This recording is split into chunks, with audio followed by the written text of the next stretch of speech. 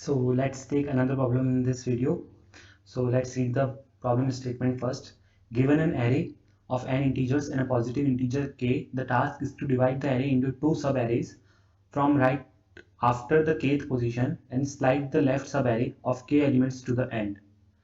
Okay, so what we have to do is an integer will be given to us k, and we have to divide the given array into two subparts, and then we have to like change the position of elements. So let's look at the example given to us. So n equals to 5. So this is the number of elements in the array, and the input array is 10, 20, 30, 40 and 50, and k that is given to us is 2. So what we have to do is we have to split this array after second position, that is from here. So all the three elements will come in one part and the remaining two parts will be 10 and 20. So what we have to do is after splitting them, we have to first put the second part in the answer, that is 30, 40 and 50, and after that we have to put the first part, that is 10 and 20. Okay, so let's see how can we do this. So first of all, if you observe this correctly, you can observe that this is a variation of cyclically rotating the array that we have previously done. In that, what we were doing is we were cyclically rotating the array in clockwise direction.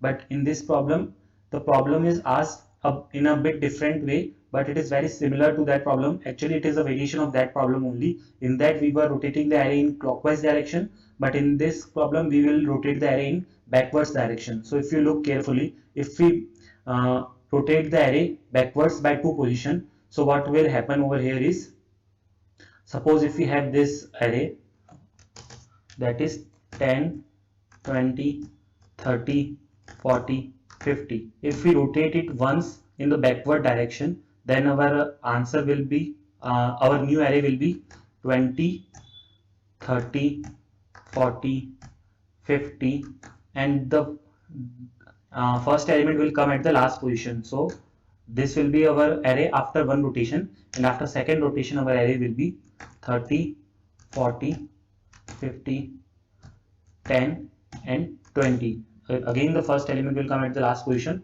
So as you can see, after two rotations, that is the given value k equals to 2, we will get the same output. So this is basically that problem only. So we can just write the code by changing a little bit of conditions, and then we will get the answer. Similarly, let's look at the second example also. In the question, n is given as 4, which means the input array has 4 elements that are 10, 20, 30 and 40, and the k value that is given to us is 1. So when we rotate the array by one position in backward direction, so our output will be 20, 30, 40 and 10 will come at the last position. So we will get this as the output. Similarly, let's look at the one more given example.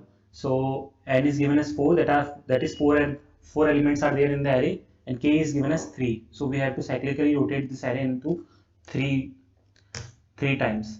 So in the backward direction, first of all, let's traverse this how we have done for the other case, 10, 20, 30 and 40. So when after one rotation, what we will get, 20, 30, 40 and then 10. After two rotation, what we will get is 30, 40, 10, 20, and after 3 rotations, what we will get is 40, 10, 20 and 30. So you can see in the output also we are getting this answer only. So by using this concept, we will write the code now. So let's look at the code now. So in the input we are given an array. Also we are given the size of the array, which is int n, and we are given the k, which is like how many times we have to rotate or how many elements we have to take from front and put it backwards. So first of all, we will write the rotate function, that is rotate by function. So let's write that first, void rotate by, it will take two arguments, int array and end. So now what we will do is we will store our first element in a variable, because later we have to put it at the last position. That is why we are storing it first of all in a variable x. Now we will run a loop in which we will traverse our entire array from starting till end.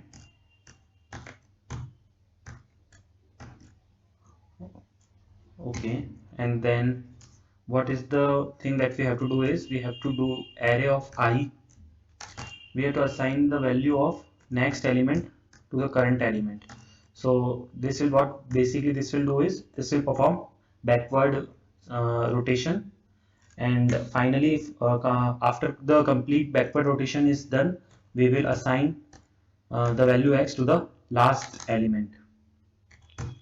So once this is done, the code that we have written till now, this function is for a single rotation. So now we have to write a function which will call number of times the k is given. So let's write that. So we will name that function as rotate. This will tell us how many times we have to rotate our array. Int array. This will also take some arguments.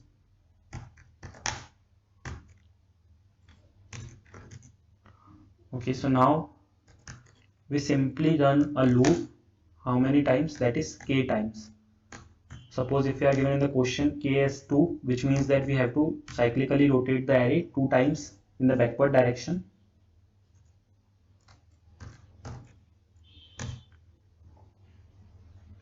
So we will call the function rotate by, and we'll just pass the parameters in this case. Okay, so this is done, and now whatever we have done till now is we are calling the functions, but at last we also have to print our output. So for that also we will write one function, print array, and after all these functions are done, we will call them in the main function. Just simply pass the argument. So once this is done,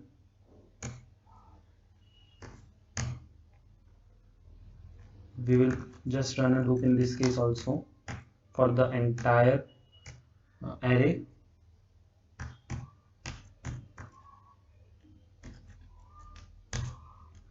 And then we will print our updated array, also putting a space after each print, after printing each element, so that it will be much readable.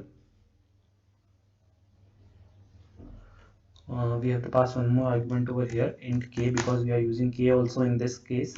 So this is done. So till now we have written the functions. Now just what we have to do here in main function is we simply have to call the functions. First of all, we will call the rotate function, which will call how many times we have to rotate the array, and then this rotate function will automatically call rotate by, and it will rotate the number of times, which is the k value. So once the rotation has happened, our array will be updated, and what we will do finally is we will print our array. Pass the requirement parameters in all the cases. Now let's see what is the output. So as you can see, we have got the output as 30, 40, 50, 10 and 20, which means that our array has cyclically rotated by 2 positions in the backward directions. Or you can also say that the first 2 elements of the array are kept at the last positions. That is 10 and 20 are kept at the last position when we run this program. So that was all about this video. Thanks for watching this video. If you like this video, consider subscribing to the channel. Also, if you want more such videos, you can access the playlist section of my channel. Thank you.